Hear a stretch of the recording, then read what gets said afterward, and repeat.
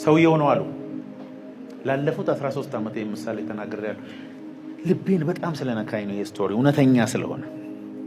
ሰውየው ሆስፒታል ሄደ። አይኑን ያመዋል። በማሽን ሲመረምሩት በጣም እናዝናለን።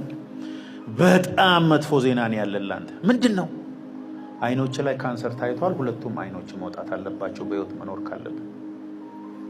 በከፍተኛ ሐዘን ሚስቱን፣ ልጆቹን፣ ቤተሰቡን ጠርቶ ዛሬ በጣም የሚያሳዝን ዜና ነው ያለኝ። አይኔ ላይ ካንሰር ስለተገኘ ሁለት አይኖች ከጠፉ ብቻ ነው በህይወት መኖረውና ሆስፒታል ሄጄ በሰርጀሪ አይኔ ሊጠፋ ስለሆነ ለመጨረሻ ጊዜ ነው ማያቸው አላቸው። ሰብስቦ አያቸው። ሁሉንም ተላቀሱ። ምን ተባለ? ሆስፒታል ሄደ። ማደንዘዣ ተወጋ። አይኑን ወጥቶ ሲያዩ ካንሰር የለበትም፣ ፈንገስ ነው። ከዛ አይኑ ታጠበለትና ወደ ቦታው ተመለሰ። ከማደንዘዣ ወጥቶ እንዴ ምን ነው ዶክተር ሲባል ኮንግራቹሌሽንስ ከዛሬ ጀምሮ ታያለ ካንሰሩም የለብህም።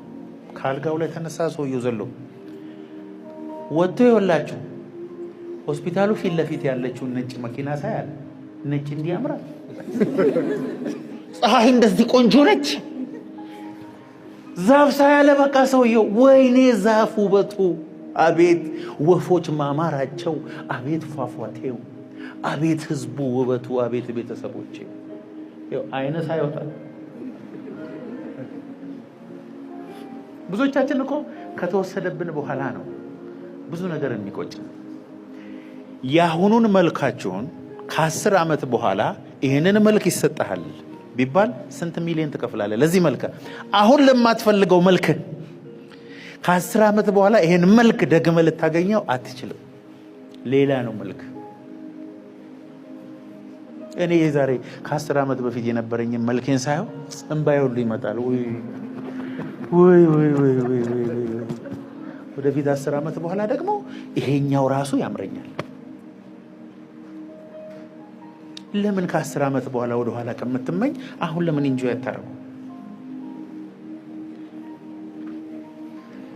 አሁን እግር ይራመድ የለ የሆነ ቀን እኮ ልጆች ልጆች ጫማዬን ሰሩልኝ። አሁን ማሰር ትችላለህ። እስቲ እግዚአብሔርን አመስግን። ምግብ መብላት ትችላለህ። እግዚአብሔርን አመስግን። የሌለህን ነገር በማሰብ ለምን ትጨነቃለህ? ሚሊዮን ሪዝን አለ ለመደሰት። መደሰት ካቃተ እስር ቤት ሂድና አንተ የሰራኸውን ወንጀል ራሱ ሰርቶ የታሰሩ ብዙ ሰዎች አሉ። አንተ ውጭ ነህ።